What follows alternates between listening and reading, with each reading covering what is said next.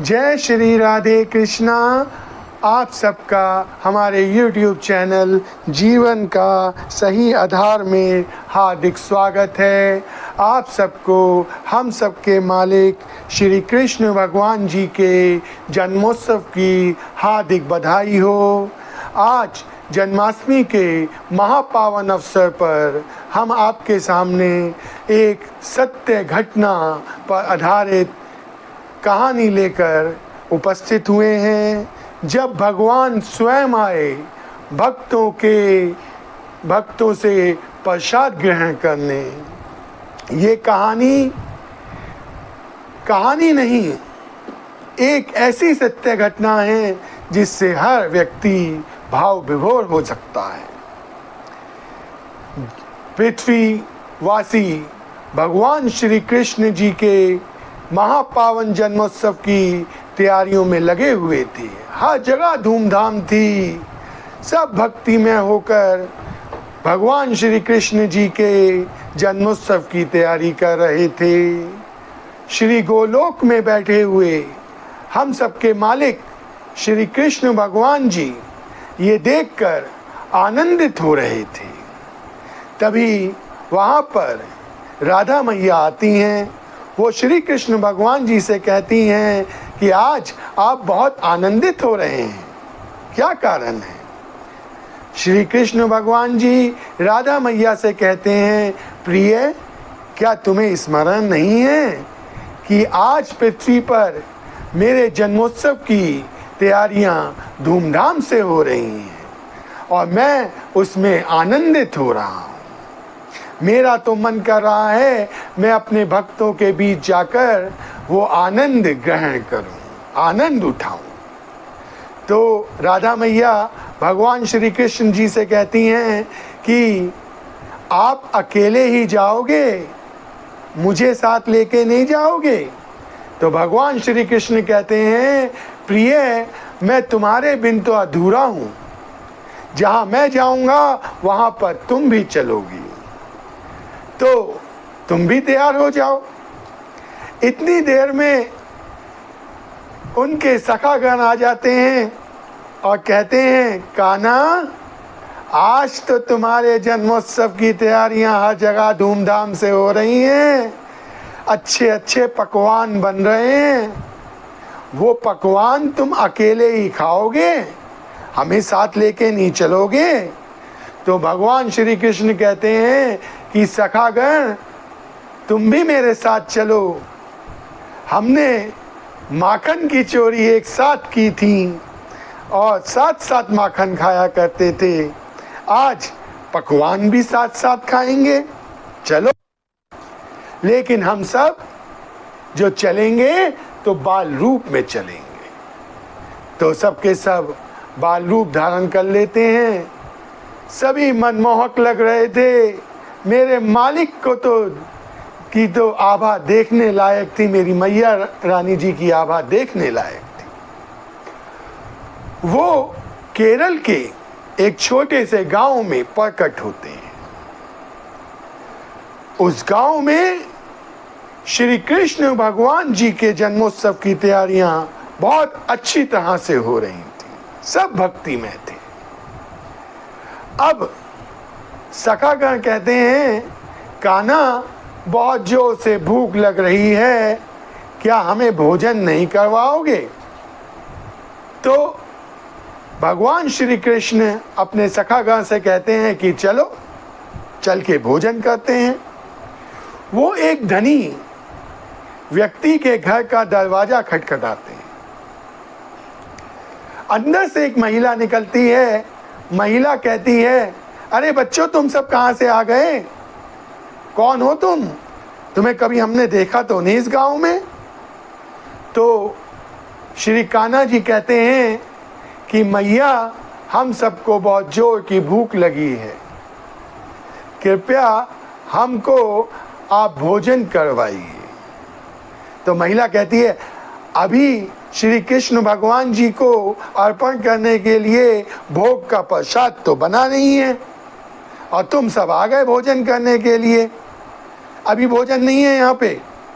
इतनी देर में अंदर से उसके पतिदेव की आवाज़ आती है, भाग्यवान, आरती का समय हो रहा है और तुमने अभी तक भगवान को अर्पण करने के लिए भोग का प्रसाद भी नहीं बनाया है। कब बनाओगी? किससे बातें करने लगी हो? तो वो कहती है कि कुछ बच्चे आए हुए हैं और वो कह रहे हैं कि हमें भोजन दो, उन्हें भूख लगी है। वो कहता है, अरे दरवाज़ा बंद कर दो, पहले भोग का प्रसाद बनाओ। और वो दरवाज़ा बंद कर देती है। तो सखागण कहते हैं कान्हा जी से कि कान्हा, तेरे ही जन्मोत्सव की तैयारी चल रही है और ये जो पृथ्वीवासी हैं तेरे ही मुंह पे दरवाजा बंद कर रहे हैं, ये कैसे भक्त हैं? तो कान्हा जी कहते हैं, कोई बात नहीं, हम दूसरे घर पे चलते हैं।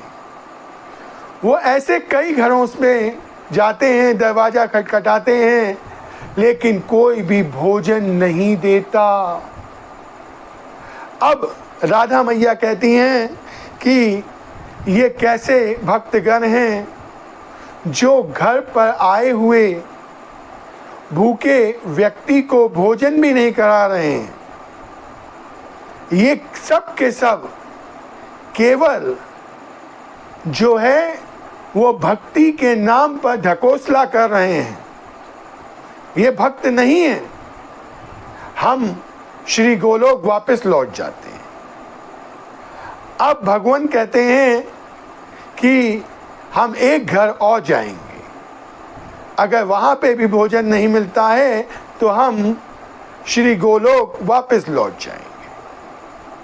अब श्री कान्हा जी एक झोपड़ी के पास जाके रुक जाते हैं और देखने की बात थी, उस झोपड़ी में तो दरवाजा तक नहीं था।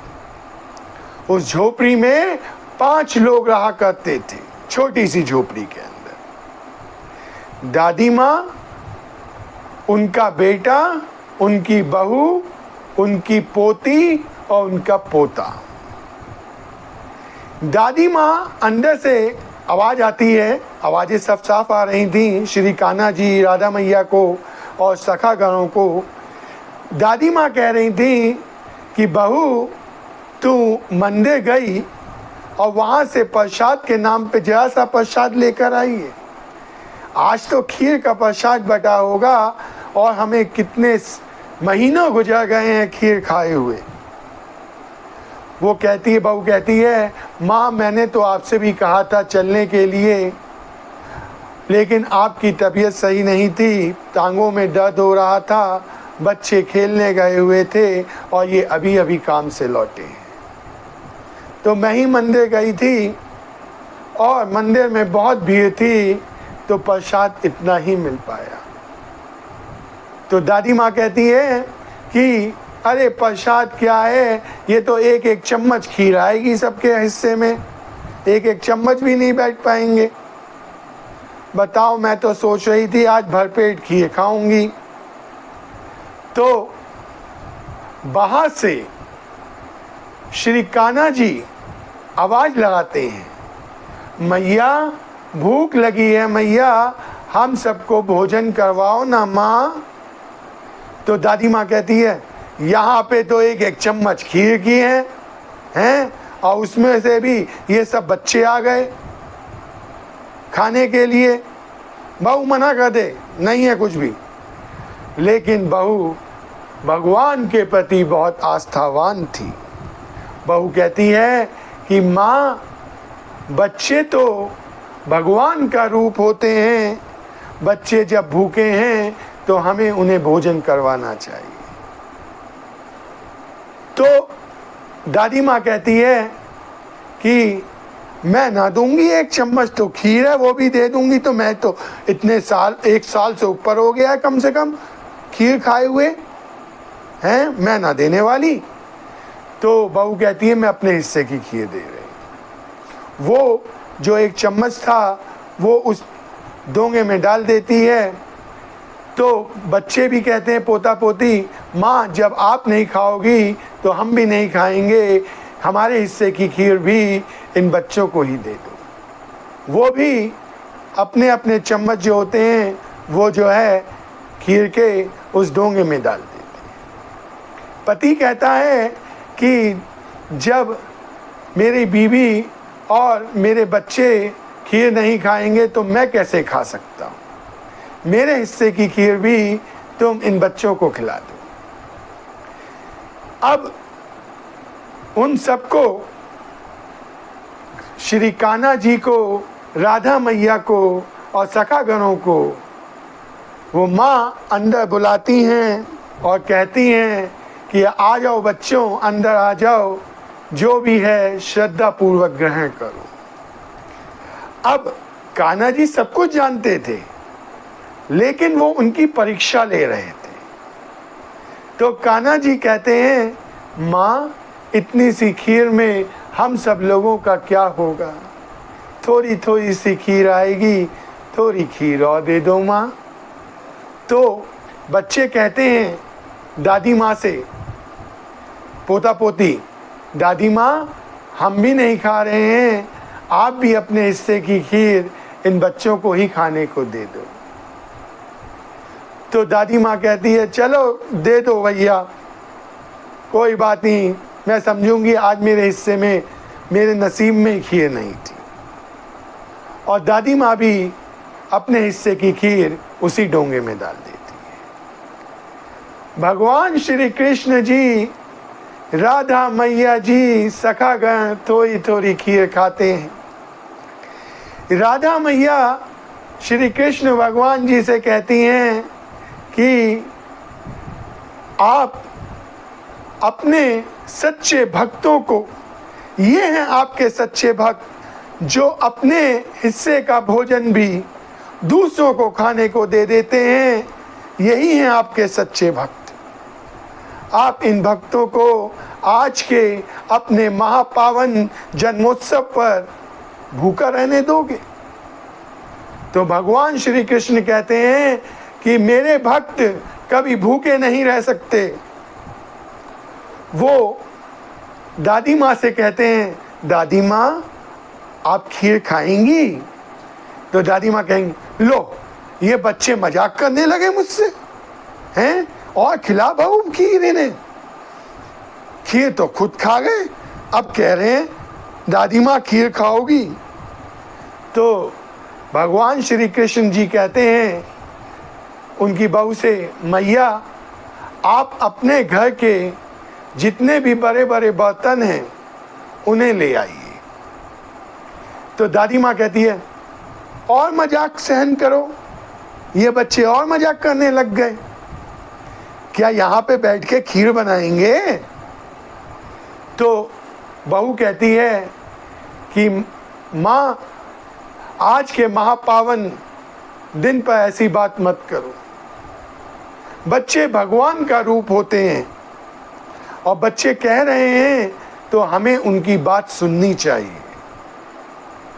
और वो कहती है, भगवान तो किसी भी रूप में आ सकते हैं, शायद इन बच्चों के रूप में आए हूँ।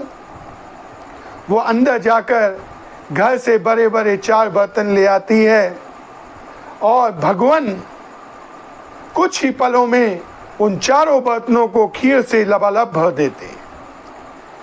जब दादी माँ ये देखती हैं तो तुरंत ही नतमस्तक हो जाती हैं। बहू कहती है, देखा माँ, मैंने कहा था ना कि भगवान किसी भी रूप में आ सकते हैं। भगवान मैं आपको पहचान गई, आप और कोई नहीं, हम सबके मालिक श्री कृष्ण भगवान जी हो और आप राधा मैया हो और आप उनके सखागण हो।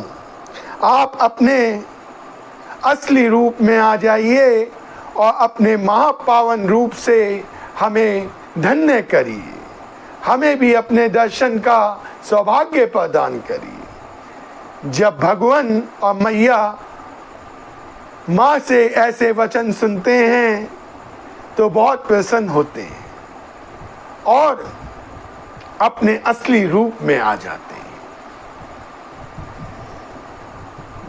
मैया, राधा मैया भगवान श्री कृष्ण जी से कहती हैं कि आपके ऐसे सच्चे भक्त निर्धन रहेंगे, आप इनको ऐसे अवस्था में मत रहने दीजिए, आप इन्हें धनवान बना दीजिए। तो भगवान श्री कृष्ण जी पल में ही उस झोपड़ी को महल नुमा कोठी में बदल देते हैं। सारे ऐशो आराम की वस्तुएं वहां पर उपलब्ध हो जाती हैं और एक जगह पर इतना धन आ जाता है कि वो अब उन्हें पलटकर कुछ सोचने की जरूरत ही नहीं थी। भगवान श्री कृष्ण उन सब से कहते हैं कि आप सब मुझसे वादा कीजिए कि आपके द्वार से कोई भूखा नहीं लौटेगा और आप समय समय पर भंडारा कराते रहेंगे और सभी व्यक्तियों के आवश्यकताओं का ध्यान रखेंगे। सबके सब दादी माँ, उनकी बहू, उनका बेटा, उनकी पोता पोती सब भगवान श्री कृष्ण जी से और मैया राधा मैया से ये वादा करते हैं कि हम आपकी बात पर ही हमेशा चलेंगे, आपकी बातों का अनुसरण करेंगे और हमारे घर से कोई भी भूखा नहीं लौटेगा और समय समय पर भंडारा कराते रहेंगे। भगवान श्री कृष्ण जी, राधा मैया उन्हें आशीर्वाद देते हैं और सभी वहां से आलोप हो जाते हैं। अब उन्होंने जैसा वादा भगवान से किया था वो उस पर कायम रहते हैं। समय समय पर भंडारा कराते थे, अपने घर से किसी को भी भूखा नहीं लौटने देते थे, सभी की आवश्यकताओं का ध्यान रखते थे। अब गांव वाले ये देखकर हैरान थे, जो कल तक गरीबी में, निर्धनता में अपना जीवन व्यतीत कर रहे थे, आज उनके पास इतना धन कहां से आ गया। लेकिन सब उनकी वाहवाही कर रहे थे। यहाँ पर कहानी पूर्ण हो जाती है जब भगवान आए अपने भक्तों से प्रसाद ग्रहण करने के लिए।